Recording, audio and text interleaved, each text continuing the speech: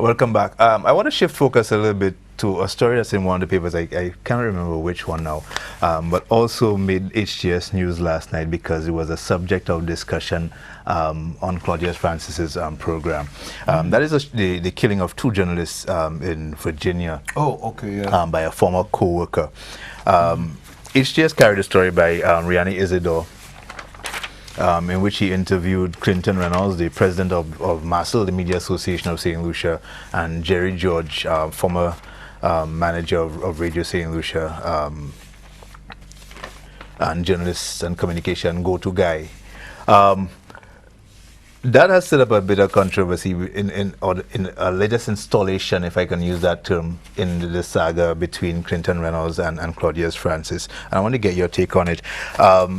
Because some people are of the view that perhaps the Media Association president, and I guess my issue is with the story itself to begin with, I think was a bit of a stretch.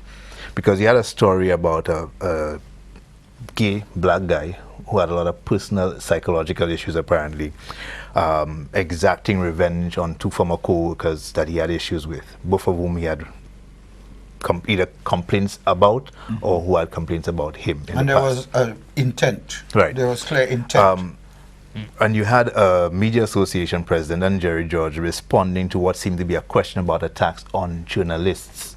You know, so my issue is on two levels. That the story was a bit of a stretch to begin with, and in what context were they questioned? You know, were they questioned with a direct reference to that particular story or that incident?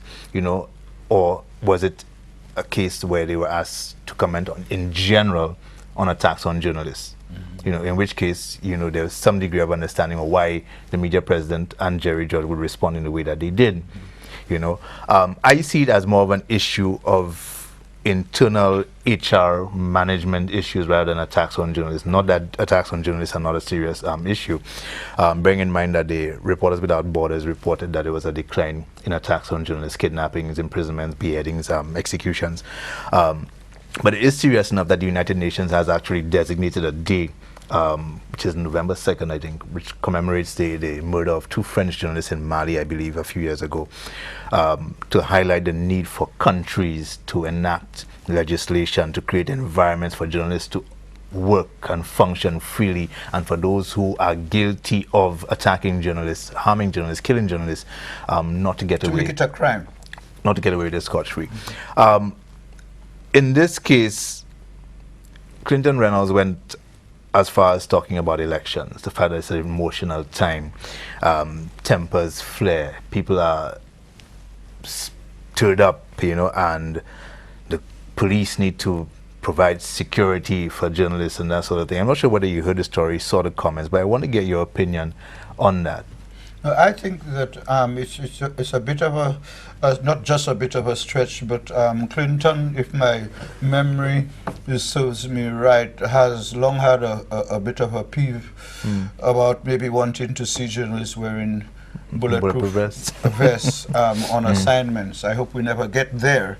The fact is that our local journalists have reason to fear when they go cover a shooting in one of the trouble spots in Castries, and there are police guards on duty doing their thing, and in the excitement, members of the public would threaten to shoot police, you know, and journalists. That sort of thing is understandable in the situations. In terms, what I'm saying, understandable, the journalist momentarily fearing for his life or her life and having to make that decision as to whether to stay or move. But I don't, as an isolated event, I don't think anywhere in the Caribbean, within CARICOM, including Jamaica, are we yet in a stage where journalists ought to fear for their lives going on cover an assignment. Far less for us to be on this show and somebody come in and pump bullets into us. I think that the emphasis has to be on understanding and correctly interpreting the relevance of international events to us. As we speak right now, the international press is boiling over the fact that the Egyptian appeal court that had erased the sentences against the Al Jazeera journalists ruled this morning that they'll each be jailed. And one of the issues that came out of that in the discussion was that the judges had said that the three journalists that, what's his name, the Australian, Peter Grester, that he and the other Al Jazeera journalists were not registered with the pool. Apparently, the local journalists have to register. So since he was not, they were not registered, they had in effect broken the law. Now, the head of the International Bar Association in London was saying this morning that that is an issue he thinks journalists need to pick up. Do you need to register as a journalist to do your work? And in the case of Peter Grester, he was not an Egyptian journalist. He was an international journalist on a 3-week assignment. And he's saying he never felt well. He would have had to go and register. Nor was he told at any time during that period that he was breaking the law. So the head of the International Bar Association was calling on journalists in different countries, what's your laws? And see whether you really have to register in order to work. We don't. But in many places they do, including Latin America. So what would be the implications for us? We don't have that law, but that's the sort of thing I want us to be able to do. Look at how best we can learn the positive things from international things, rather than using unfortunate international events to basically invite or dream of the possibility that we could end up there. I don't think we're at that stage yet, but nothing is impossible. But I'm glad that the Caribbean is still not included on the list of countries where journalists are being assassinated. Yeah, but speaking of lists, the Reporters Without Borders on an annual basis puts out reports on killings, kidnappings, arrests of journalists. It also, by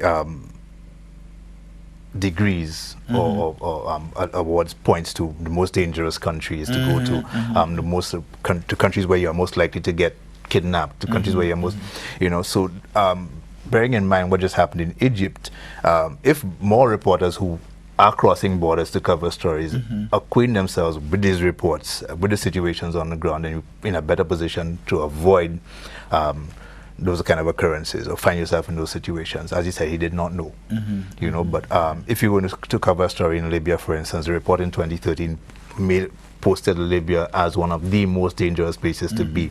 Right now, I think it's Syria. No, Syria was last year. 2013 was Libya. Right now, it's any ISIS-controlled territory. And you don't need a Reporters Without Borders. But look at Thailand. To know the role of the existence of a journalist in a country run by the military. Where the present Thailand Prime Minister is the ex-army general who carried out the coup, created his own democratic space, created an election, won it, and he has issued the army, through which is running the government, has issued decrees as to how you can cover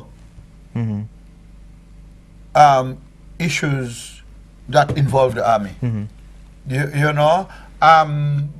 We can learn from all of these things. In fact, the International Bar Association guy was saying his reading of the situation is that there's another grand possibility that Grester and the others could be freed. Now, what you and I know is that the only reason the world got involved in that Al Jazeera case was because of Peter Grester, you know, former BBC, CNN. He was well known. The other two were two Egyptians with foreign nationality. Okay, Grester was released and allowed to return home, pending the outcome of his trial. We all know Grester is not going to go back to Egypt to serve the 3 years or 5 years, whatever they've given them. However, what the guy was saying, just like Prime Minister Skerrit was saying, to use the Dominica experience to be able to press the case at in Paris in December, the guy was suggesting that journalists, organizations, and governments around the world need to not only look and see what laws, how those laws apply to their countries, but he had also read the constitution of Egypt, and he was saying that don't be surprised if at the end of the day the president annuls the sentences because he can. By presidential decree, he could nullify the sentences, but he can recall that when after President Sisi took over, when he was asked to by Al Jazeera to nullify the sentences, he said, listen, it's something that he can give consideration, but he wants to see the legal process go through. He'll not do anything until it is through. So he was saying in London, listen, it is now through, so governments and press agencies can call on him to do a humanitarian thing that he can, which is to erase those things so that journalists could go back to do their work and everybody will be happy coming out of that. A couple points I want to make on that, but we're due for a break. We'll take the break. When we come back, we'll continue our discussion and look at some of the other stories in the news. This is the Press Club with me, Kendall Burton, and Earl Bousquet. We'll be right back.